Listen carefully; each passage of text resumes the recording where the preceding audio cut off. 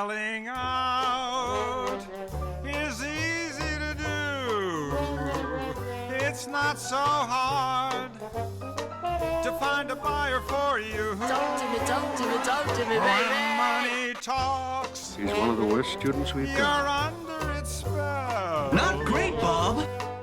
Ah, but what do you have when there's nothing left to sell?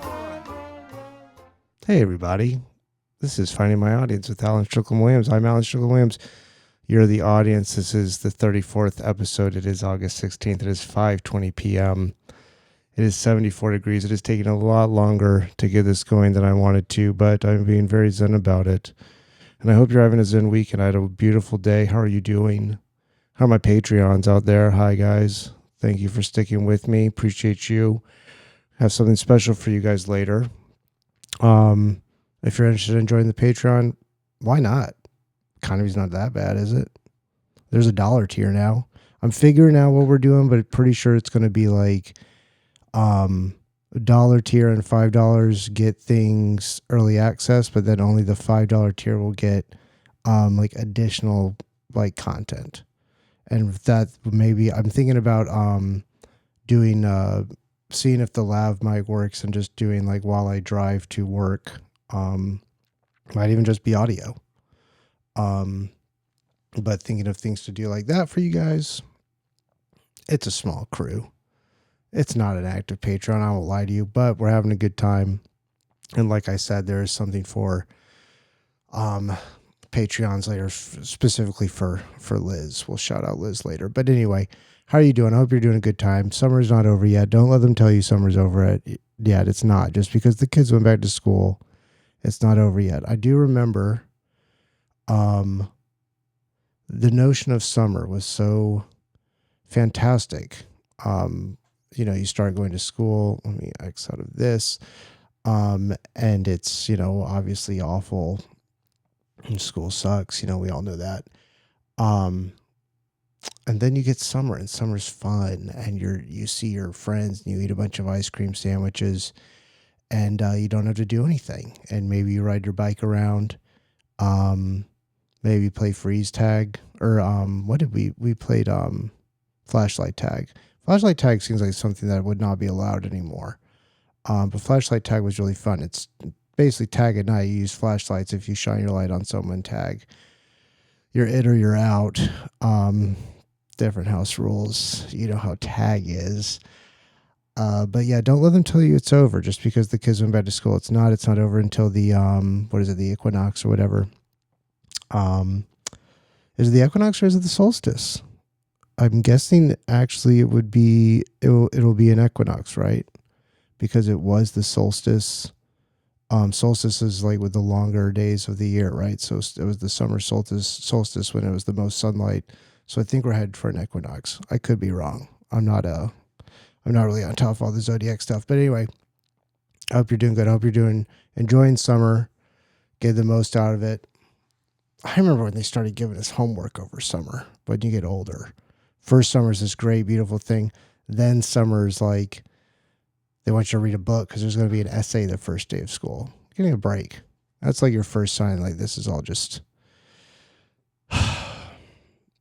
trying to stay positive. Trying not to focus on the fact that I had to write an essay once 1 million years ago. Oh, I had a great day. I hope you guys are doing good. I hope you guys are taking advantage of the weekend, Saturday. What did I do today? I woke up, breakfast.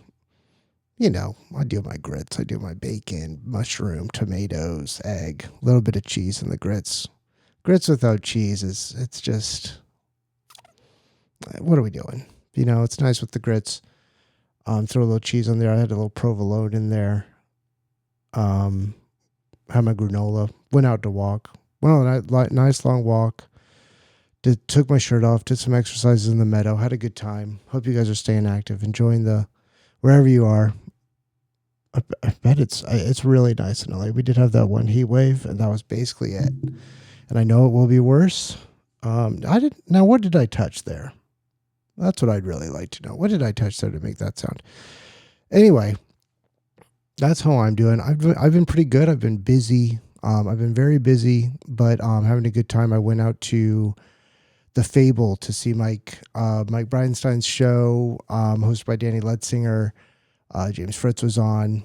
It's called Microdose. It's at The Fable Wednesdays. Great show. Saw a bunch of people I hadn't seen in a long time. Brad Silnutzer, Harper Rose Drummond. Mike, I hadn't seen Mike in a while. Hadn't seen Fritz in a while. But had a great time. It's always nice to go out to those like little neighborhood shows. That's like a good crowd. And if you're in the Eagle Rock area, you should check that out. What else has been going on to me that I want to talk about? Oh, guys, the last episode, the Tom Lehrer episode.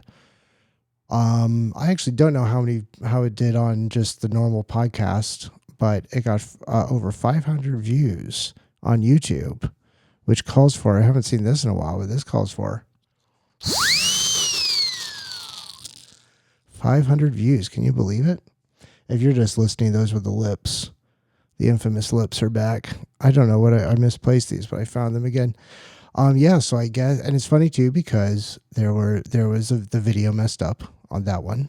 And I was really upset about it, but then turns around and becomes the most viewed episode. So that's very interesting. I'm just trying to keep it going, that was a pretty good example of that was an episode that was really planned out.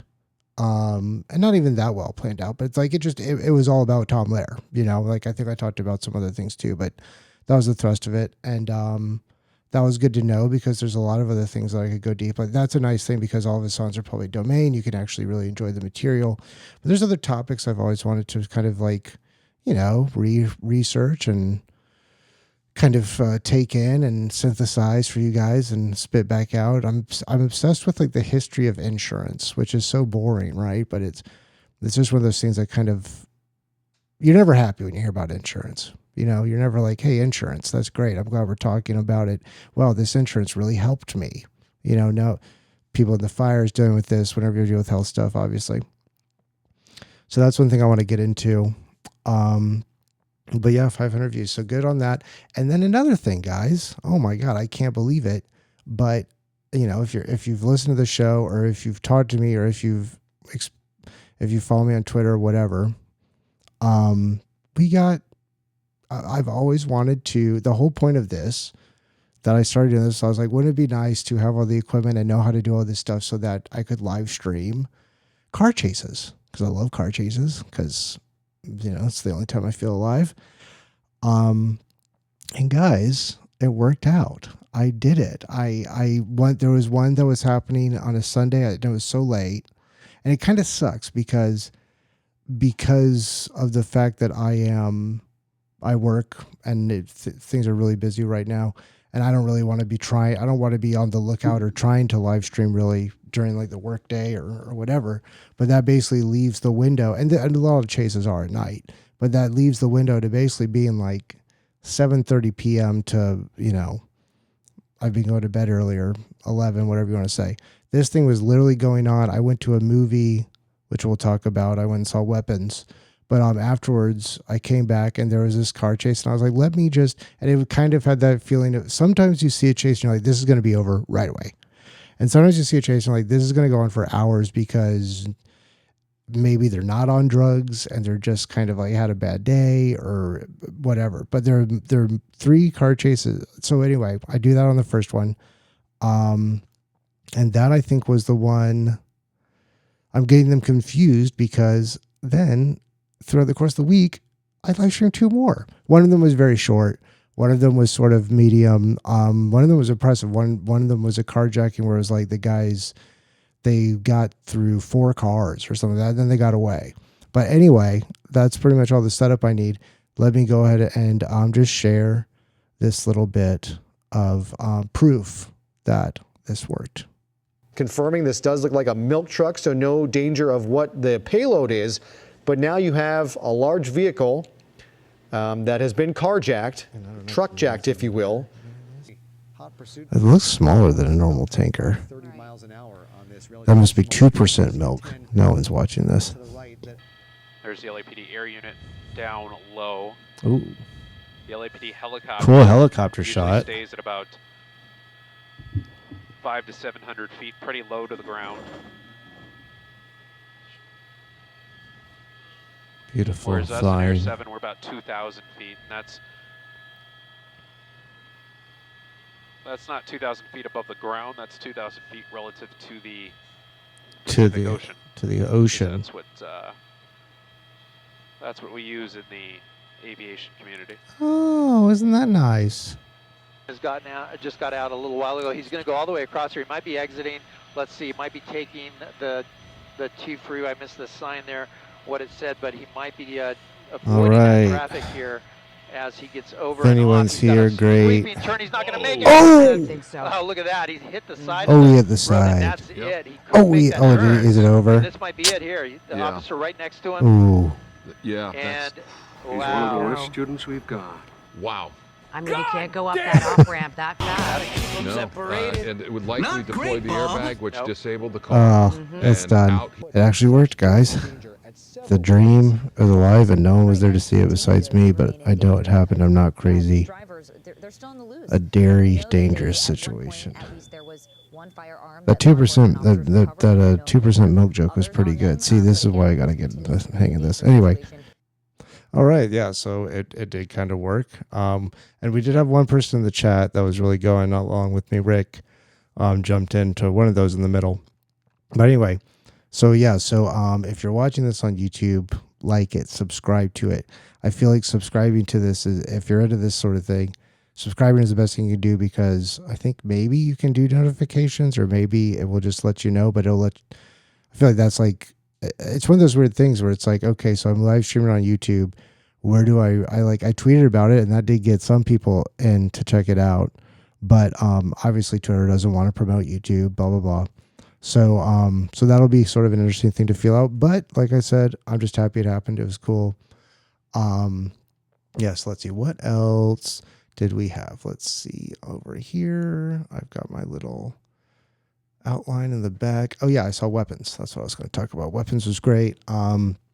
You know, I guess I'm going to talk about weapons and the Devo doc here. So if you guys are, you know, don't want spoilers for either of those, skip over this part. Do keep fast forwarding. But anyway, the weapons was it was good. You know, I'm not a huge horror guy. I loved Barbarian though, because it was super, super funny, and it had these long set pieces. Justin Long obviously was super funny in it. The whole realtor thing, just going down in the basement when he was like measuring stuff.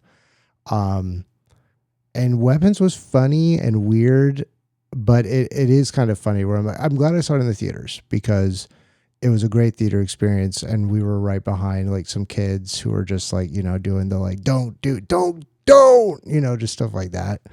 That's always very fun in a theater, especially for those kind of movies. But I just didn't think it was good as Barbarian. But it was kind of funny. I was talking to someone and they were like, oh, I thought it was way funnier than Barbarian. And I was like, what are you talking? Like it was weirder. Like there were like weirder like moments to it, but it definitely wasn't funnier. But enjoyed it, you know, and obviously people are going to go see it. Was there anything else I was going to just connect it to the news that Anna Faris and Regina Hall just were announced that they're going to be in a Scary Movie, is it 6 now? And anyway, I'm looking forward to that. I'm looking forward to seeing what they do with Weapons and Barbarian and all that good stuff. The Devo doc, that's actually what I really do want to talk about. So first off, I saw the Devo documentary at Vidiots, and Vidiots is in Eagle Rock. It used to be, and it still is, you can rent stuff. But it was like maybe a chain, or maybe it was just in Santa Monica, but it was like one of the last remaining like physical media places you could go and like rent a movie. And it closed for a long time, and then it came back, and now it's a theater. And it's funny just because I'm like, I've been, I'm on the A list. I go to AMC, saw Weapons at AMC 8. I like that one. You go in the mall. It's kind of nice to get the mall vibe. That's probably why the theatrical experience was so good. But anyway, you go in there, and Vidiots, it's like a regular theater. So like I've talked about this a million times, but I like AMC 6 and AMC 8 because they're all the recliners. You can sit in like literally the front row in most of the theaters there and completely see the screen. And it's like you're watching it alone, which is for most movies that I see a vibe I want to get. So then I'm at Vidiot's and there's just this guy's head in front of me the whole time. And I'm like, oh yeah, that's the deal with things. You got to deal with other people when you go to regular theaters where but it was cool. It was really fun. The documentary was great. Been a fan of Devo for a long time, never seen them live. And it was one of those things too, where by the time it came around, I was so tired from work. And just the week, not even really work, but just the week. And I've been going to bed earlier and earlier and getting more rest. And that's a great thing. But, it also does, you start to shut down. You're like, oh my God, I can't make something at 7:30. And I'm so glad I went because it was just fascinating. It was, again, spoiler alert. I had no idea that there was, Devo is a product of the Kent State massacre, of the shootings there.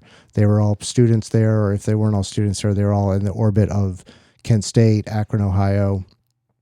This sort of, Midwest, post-World War II. They apparently, Akron was like, they were the rubber capital. They made the tires for the cars up in Detroit, right? So, a very industrial place to be, and to be, students that are at all, students that weren't conservative during Kent State. That's such a traumatic thing. They said they knew people that were shot by the National Guard. And again, just, how prescient, and seeing things that are connected to today. There's some other moments that I thought were really, really good in it where, Devo, the whole thing is de-evolution, and it's, there are some actual theories to it. And then also there's talked about in some old movies, and kind of as a, sensationalistic, I guess you could say Planet of the Apes maybe would even be sort of an offshoot of de-evolution. Speaking about, this is the members of Devo, Jerry and Bob. But it seemed like Jerry was actually the one that was really kind of onto all this stuff about human beings are the ones that are not, we're like a failed species. We're so out of tune with nature. We do all these things to ourselves and our bodies that other animals do not. So we're the failed one, right? We're in theory, we're evolved. And even if you don't believe in evolution, you would, what they always say, God made us the stewards of other animals, blah, blah. Whatever you're saying, we're at the top. Actually, maybe we're not. Look at how things are going.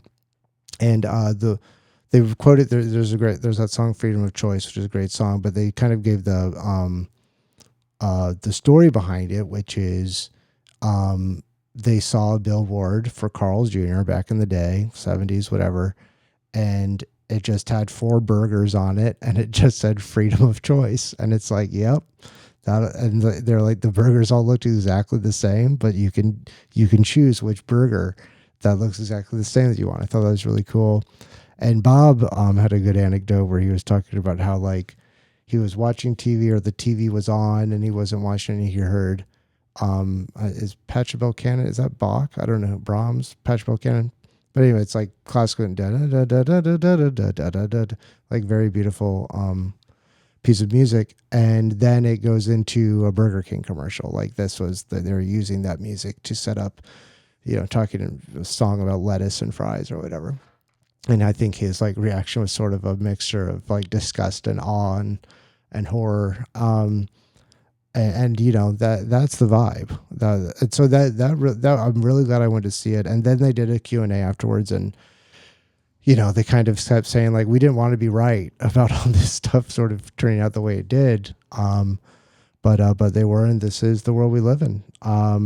But it was oddly optimistic and also reaffirming. It's always nice too in those moments when you're other people think this way. And also I wasn't the first person to think like this in, Northeast Florida in 7th grade. There have been other people that have been what the fuck is going on for a long time. Which you don't, and I think that's sort of the thing too. I was just seeing this thing about Jillian Michaels. She was on, I probably shouldn't say what I'm about to say, but Jillian Michaels is, she was The Biggest Loser. She was one of the Biggest Loser people, which was a show on NBC, I think, where it was all about losing weight. And for some reason, she has a show on CNN, or was on CNN. I don't know why she would be on this, but they're talking about the thing where Trump is changing the museums for whatever reason. and she was going real hard about how other, in this comes up a lot when you talk about slavery. Like, well, but it's not like we invented slavery. Like they actually did it over there in Africa, or like Portugal was actually the number, like blah, blah, blah, or like the British Empire ended slavery, blah, blah, blah. And like Jillian Michaels, like while she's saying this, like she's being called out for whitewashing slavery. And she's just like, I'm not whitewashing. And it's like, that's literally what you're doing. But that all tied back to me, like watching that and then seeing the documentary maybe the day later or 2 days later, I was like, oh, wow, this really is like, the powers that be, or the status quo, whatever you want to say, I was trying to crafting this mythology, this thing because of the people like, me and Devo. I'm putting myself in a good category here. Probably a lot of people that listen to this podcast, probably a lot of comedians, probably more and more. I would hope that more and more people, as you see more and more, that gives you more opportunities to go, what the crap, right? But anyway, so it was very, it was, like I said, it was kind of, but the Jillian Michaels thing, she's just going off. And then like later, I saw some other thing where then she started talking about Cuba and bringing Cuba into it. And it's just like, lady, you're wrong. And like, she's like, we don't have a lot of opportunities in life to be like, hey, this lesbian's wrong, because they're usually right. So I think that we should at least enjoy that. But yeah, I'm like, why are you even talking about this stuff? Like, and why is it so important for you to defend it? That's where you get very sort of suspicious. It's just like, okay, even if what you're saying it would be true, like it's very odd to be the person that's like, actually, we actually are not guilty of slavery. That actually is not on our hands. I just think it's so strange. And that's also coming from, like they want to change the history textbooks. They want to change the museums. I literally remember being taught that it was the War of Northern Aggression, the Civil War. Like they taught us it was it was their fault. We were taught we were good to slaves. And it's just like, no, like you can't say that just wanting to correct those things is whitewashing.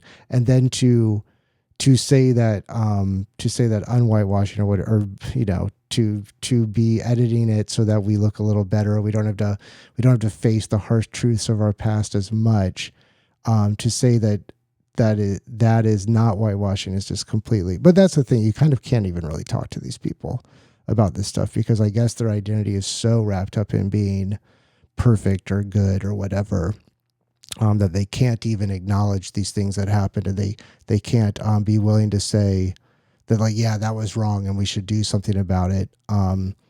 Because then I guess if you were to do that, then you would really have to accept all the other things that have been, probably nothing in America's history is on par with that. Although I guess you could succinctly just say the, sort of punctuated equilibrium of genocide that we carried out as we expanded westward,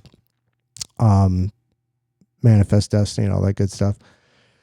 So yeah, so I guess it's like, okay, you can't, maybe that's why these people are so like, oh no, we can't give an inch on this and we need to change the stuff in the museums, because then if you do accept the one, like that's the real domino theory. It's like not of communism spreading across the country. That's they're always talking about Castro and stuff. The Cubans are very obsessed with Castro. But yeah, anyway, it's so I'm like, why is she Cuban? I don't know why she was talking about that either. But anyway, yeah, it was a great documentary. It's just called Devo. It'll be on Netflix. I think it drops Tuesday. I'm going to try to get this out before then. But anyway, it was so good that Devo and B-52s are playing the Hollywood Bowl that I was like, it was one of those things I was like, don't go, save money, don't go to another concert. And then I saw the documentary. I was like, I have to go to this thing. It's going to be great. Let's see what else. I read Jonathan Ames. I read what was the other book I read by him? Wasn't I Past Like Night? No, it was a collection of short stories, which might have been that, but I can't remember. But anyway, I just finished this book, The Extra Man, that he wrote. It's about a teacher that gets fired for like crazy comedy of errors. Like he sees like he was a teacher and like he's in the lounge and he sees like this woman's like there's a bra strap coming out of her purse, and she leaves the room, and he's like and then he tries it on, and then like the headmaster sees it, and so he fires it. So he has to move out. He moves in with this eccentric old man in New York, and then it's just basically him kind of like being a pervert, and then like kind of being in love with this old guy. And really good, really funny. My roommate left me all these Jonathan Ames novels, or left all this stuff here, and I really, really enjoy reading him. So that was good. And I always do that thing where when you know you're closing on the end of the book, it's like I stretch it out so long. So I'm like, I really like this book, so I don't want it to end. Okay, so this is what I'm going to talk about. So this is going to be for Patreon, but I'm setting it up here. We'll do it, and then we'll cut around it. But Liz, who's been a long-time listener, thank you, Liz. She's asked for this a couple times, and I have always neglected to do it. So I'm finally going to do it. She's just like, why don't you just give us the like ASW origin comedy story? And because I'm like, do I really want to sit here and talk about myself like that? Not so much, but I will. And so this is what I'm saying. This is the power of the Patreon. If you join the Patreon, you can get me to do stuff, even if I don't want to do it. So if there's stuff you want to know about, or if you want me to do shows about things, you can let me know, and then I can do them. Isn't that fun? We're going for a crowdfunded, user-generated vibe here at Finding My Audience with Alan Strickland Williams. But anyway, so there's basically like two. So this will be the part where we'll go to the Patreon. All right, guys, if you wanted to hear that, you'll need to join the Patreon, $5 tier. $1 tier will get you the early access. Links are below. You can find it all there. You can listen to my album. You can buy my album. I'll leave you guys with this as a joke. I'm really more of an impression. Need to set it up a little bit physically here, so let me get kind of situated. But this is, let's see, is this going to do it? Yes, this is a impression of a chill vampire. It's a chill vampire. Here we go.